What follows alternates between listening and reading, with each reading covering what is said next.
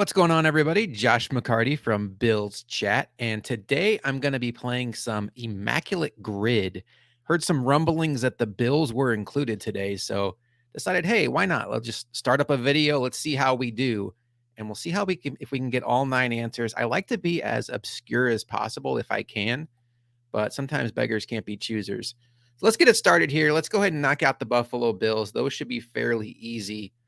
So Buffalo Bills who played for the Arizona Cardinals. Now, I will let you all know the way my brain works, I tend to remember things from like the 2000s way more than things that happened, say, like in the last 5 years. So the first name I think of is Kevin Kolb, but the way the scoring system works, I think he actually had to be active for the Bills to count. And Kevin Kolb never made it out of training camp because he hurt himself slipping on a mat. That was the life we lived. That was so much fun. But we can all remember the great player for the Buffalo Bills. That was Cody Ford, who played for the Arizona Cardinals last year, did not play well. And that's going to be our top answer here. And I assume pretty obscure. Not a lot of people out there thinking about Cody Ford. Buffalo Bills who played for the Detroit Lions. Okay, so thinking of a couple, there was a tight end in the mid 2000s. The Bills actually at one point had Olandis Gary on their team in 2003, and they traded him that training camp. That was the year they drafted Willis McGahee, but McGahee never played. They traded him to Detroit after training camp, so he would not count in this. I don't really want to overthink this one because there is one very simple answer we can go with here, and that's Buffalo Bills punter Sam Martin. I assume he's going to be fairly popular. It'd probably help if I could type here in the right window. Sam Martin. There's been a lot of Martins that played. We're going to go ahead and select him, take our points, keep it moving. 3%. Love that. Bills and Jets. Let's have some fun with this one. Who would be the most obscure one? I just thought of it.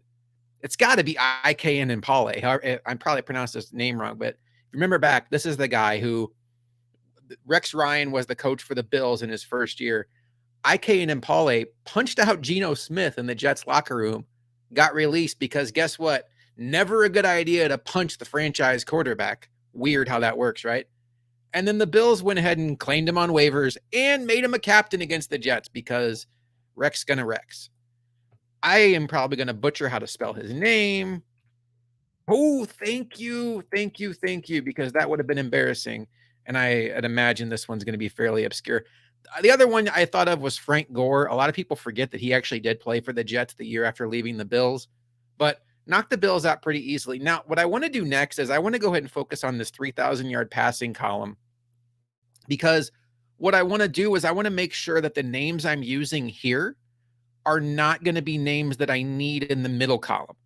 So I need an Arizona Cardinals player that's thrown for 3,000 yards. Now, what's interesting about the way Immaculate Grid does it is there's other grids like this where, let's say you have a player that Dante Culpepper at one point in time played for the Detroit Lions, right?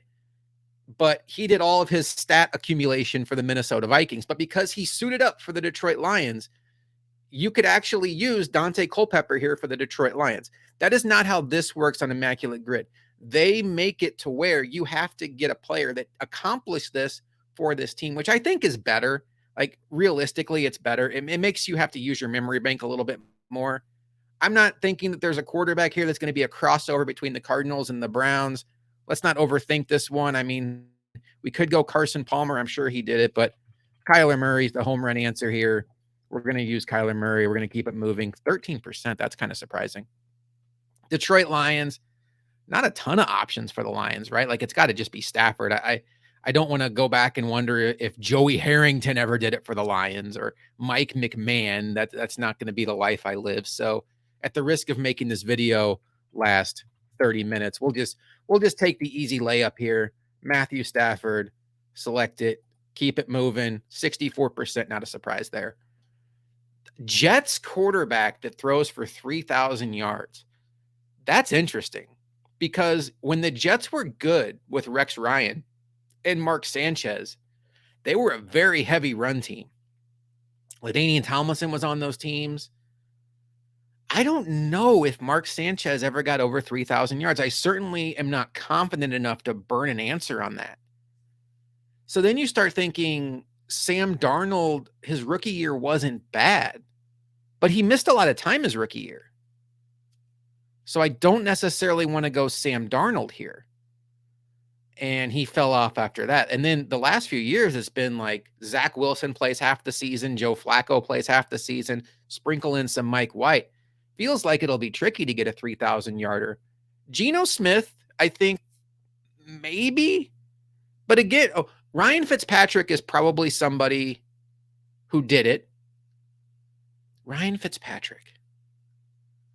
Rex Ryan's first year in Buffalo. Ryan Fitzpatrick, I think he played the entire season. But I'm gonna go with a little bit old school Jets quarterback. I'm gonna go Vinny Testaverde is a yards accumulator. Now, what's risky about Vinny Testaverde is he played just prior to the passing era. Like now, you roll out of bed and you throw for 3,000 yards. If you don't hit 3,000 yards as a starting quarterback, you're effectively not considered very good. There was a point in time where 3,000 was kind of a benchmark. But Vinny Testaverde, man, he played for so long, had some good receivers with Keyshawn Johnson, Wayne Corbett. I'm going to go Vinny Testaverde here. Let's have some fun with it. I might regret this if it's not Ryan Fitzpatrick. Did I spell his name wrong? We're all just going to pretend like that didn't happen. What am I doing wrong here? Testa. All right. Vinny. Well, okay, there it is. Testaverde. Vinny Testaverde. Please be right. I'm nervous. Whoo, 10%. Not even a picture. No picture of Vinny. All right, so we got 3 left. We need a Cleveland Brown, Arizona Cardinals crossover, a Cleveland Brown, Detroit Lions crossover, and a Cleveland Brown, New York Jets crossover. So the Cleveland Brown, New York Jets one I'm thinking of is a player that I really used to like in college. He was drafted by the Browns pretty high overall in 2005 and got traded to the Jets in one of Rex Ryan's years and when the Jets made a deep playoff run. I'm going to go with Braylon Edwards here. I was a big fan of Braylon Edwards. Good player. Cleveland Browns, Detroit Lions. Who was lucky enough to play for both of those teams in their career? Kellen Winslow never went to Detroit after Cleveland. I don't think. He went to the Jets. I remember that. And then I think he went to Tampa. Ooh, I got a good one. Yeah, you have to go a little bit back in the memory bank here, but after leaving San Francisco, Jeff Garcia spent time. Did he go to Cleveland? He did go to Cleveland. He was in Detroit.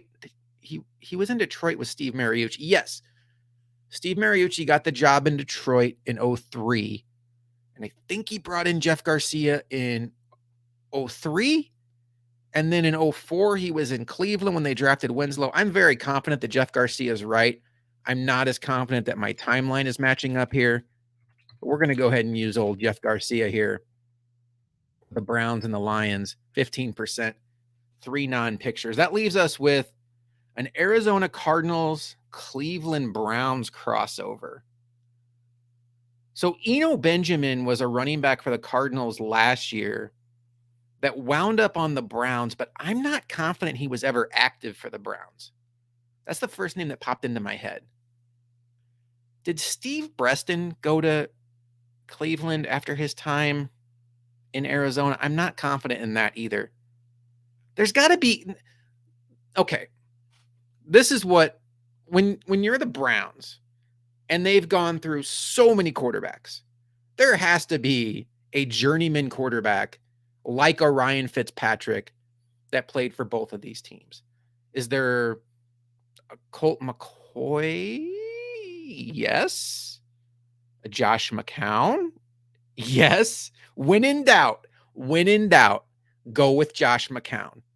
Josh McCown played for the Cardinals because he was the guy that threw the pass for the Cardinals that Week 17 game that knocked the Vikings out. I want to say in 2003.